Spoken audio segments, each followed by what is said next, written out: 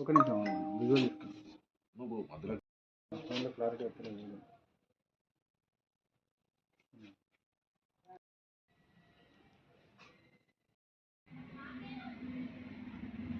42% reservation ఇవ్వకుండా స్థానికల ఎన్నికలకు వెళ్తున్నటువంటి కాంగ్రెస్ ప్రభుత్వం కావచ్చు, కేంద్రంలో ఉన్నటువంటి బీజేపీ ప్రభుత్వం కావచ్చు, ఇద్దరు బీసీ ప్రజలను మోసం చేసి మరీ నయవంచుకులుగా తయారు చేసేసి మీరు శునకానందం పొందడం చాలా దారుణమైనటువంటి విషయం.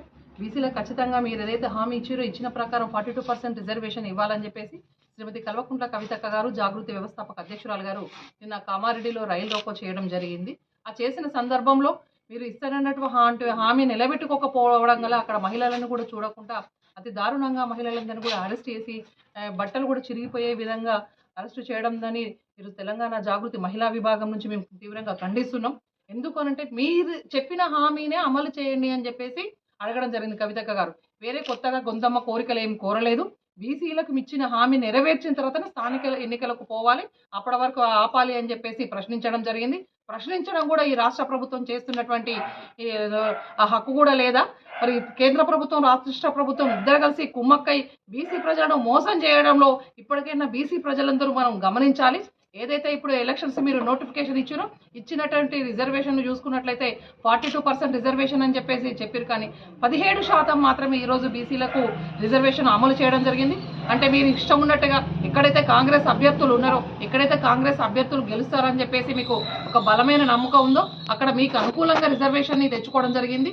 ఎస్టీలు ఎక్కువగా ఉన్నటువంటి గ్రామ పంచాయతీలు ఏవైతున్నాయో గతంలో కేసీఆర్ గారు తండాలను గ్రామ పంచాయతీలు వేసారు. అలాంటి చోట ఒకరు లేదా ఇద్దరు మాత్రమే బీసీలు ఉంటారు.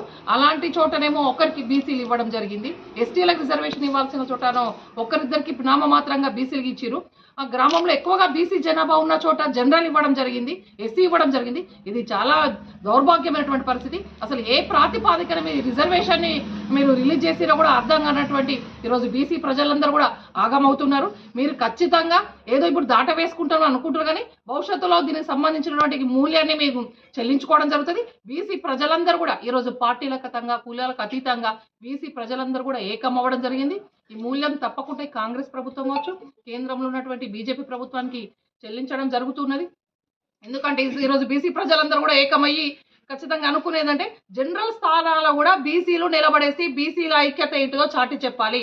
బీసీ సర్పంచ్ను గెలిపించుకొని బీసీలందరూ ఒక్కటేనని చెప్పేసి ఈ కేంద్ర రాష్ట్ర ప్రభుత్వాలకు బుద్ధి చెప్పాలని చెప్పేసి బీసీ ప్రజలందరూ కూడా అనుకోవడం జరుగుతుంది. ఖచ్చితంగా మేము కూడా మా వైపు నుంచి కూడా అదే పిలుపునిస్తున్నాం. జనరల్ స్థానాల్లో కూడా బీసీ అభ్యర్థులు ఎవరన్నా కానీ, ఏ పార్టీ అయినా కానీ బీసీ అభ్యర్థులు పోటీ చేసేసి బీసీ ఐక్యత ఏందో కూడా నిలబెట్టుకొని వాళ్ళు రిజర్వేషన్ ఇవ్వకపోయినా బీసీలకు 42% రిజర్వేషన్ ఇస్తామని, కామారెడ్డి డిక్లరేషన్ అమలు చేస్తామని చెప్పేసి వాళ్ళు మాట తప్పినా కూడా మన ఐక్యతను మనం చాటి చెప్పుకొని ఖచ్చితంగా బీసీల నిలబడితే బీసీలు రాజకీయాలకు వస్తే ఏ విధంగా ఉంటుందో కూడా బీసీ ప్రజలందరూ కూడా చాటి చెప్పాలి. ఇది ఒక మంచి సందర్భం. మనకు ఎవరో ఇవ్వాల్సినటువంటి అవసరం లేదు, రాజకీయంలో మనకెవరో భిక్ష పెట్టాల్సినటువంటి అవసరం లేదు. ఖచ్చితంగా బీసీ ప్రజలందరూ ఐక్యతగా ఉంటే మాత్రం ఖచ్చితంగా బీసీలకే ఓట్లు పడితే బీసీలే ఎక్కువ మంది ఇప్పుడు సర్పంచులు అయ్యేటువంటి అవకాశం ఉంటుంది. కాబట్టి జనరల్ స్థానాల్లో అవకాశం ఉన్నంత వరకు బీసీలు నిలబడాలని చెప్పేసి ఈ సందర్భంగా రిక్వెస్ట్ చేయడం జరుగుతుంది.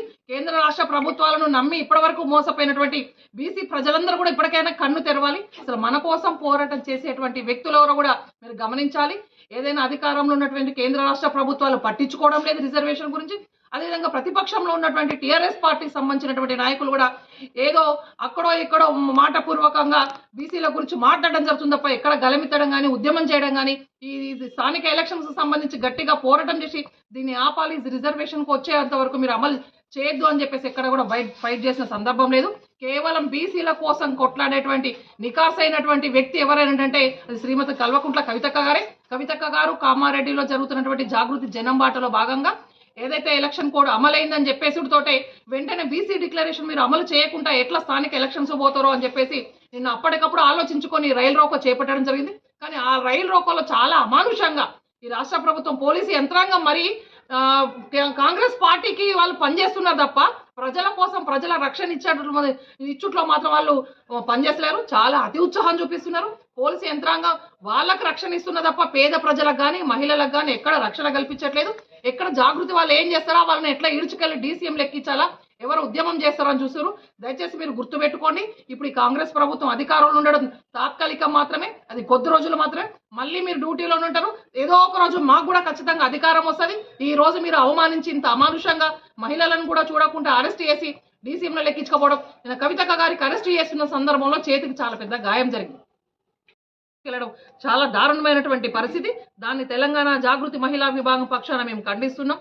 ఇది ఇప్పటికైనా మీరు కళ్ళు తెరవాలని చెప్పేసి మేము బీసీ ప్రజలందరూ కూడా తెలియజెప్పడం జరుగుతుంది.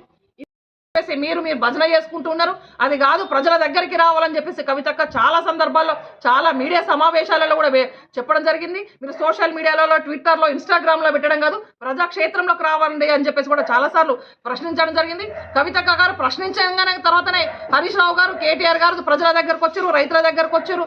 వర్షాల వల్ల ఎంతమంది రైతులు నష్టపోయారో కూడా మార్కెట్ల దగ్గరికి వచ్చి చూడడం జరిగింది. అప్పటికే కవితక్క గారు ప్రజల దగ్గరికి, రైతుల దగ్గరికి, నష్టపోయిన పొలాల దగ్గరికి వెళ్ళి విజిట్ చేయడం జరిగింది.